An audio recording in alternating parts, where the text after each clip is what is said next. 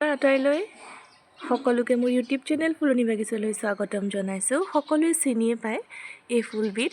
এই ফুলবিধৰ বিষয়ে আজি আপোনালোকৰ লগত মই কথা পাতিব খুজিছোঁ।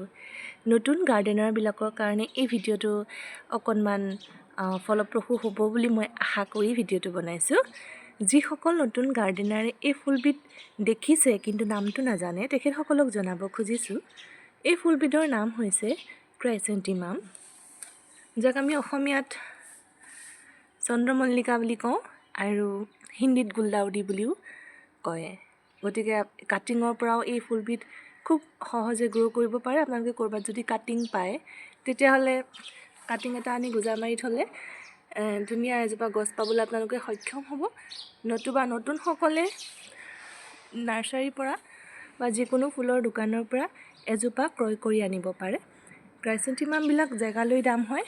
কিছুমান জেগাত 30-40 টকা, 50 টকা এনেকুৱাত পায়। টাবে সৈতে যদি আপোনালোকে ক্ৰয় কৰিব খোজে তেতিয়াহ'লে আপোনালোকৰ 200, 250, 300 এনেকৈও দাম লোৱা পৰিলক্ষিত হয়।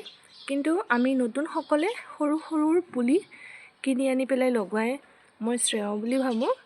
কাৰণ ইমান দাম দি সকলোৱে ফুল এজোপা কিনি আনিব নোৱাৰে ইচ্ছা থাকিলেও।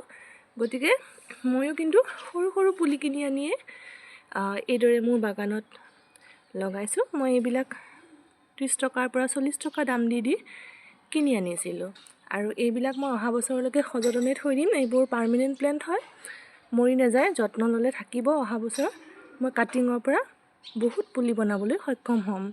গতিকে আপোনালোকেও এনেকৈ এজোপা গছ কিনি আনি নিজৰ বাগানখন শুৱনি কৰিব পাৰিব। গতিকে আজিলৈ ইমানতে ভিডিঅ'টো সামৰণি মাৰিব খুজিছোঁ। ধন্যবাদ।